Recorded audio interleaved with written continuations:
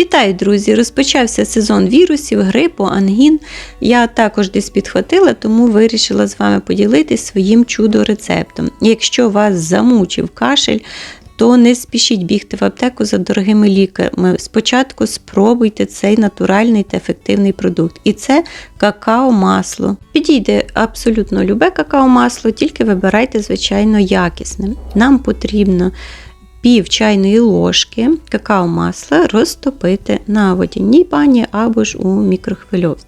До розтопленого масла додаємо пів чайної ложки меду натурального, перемішуємо.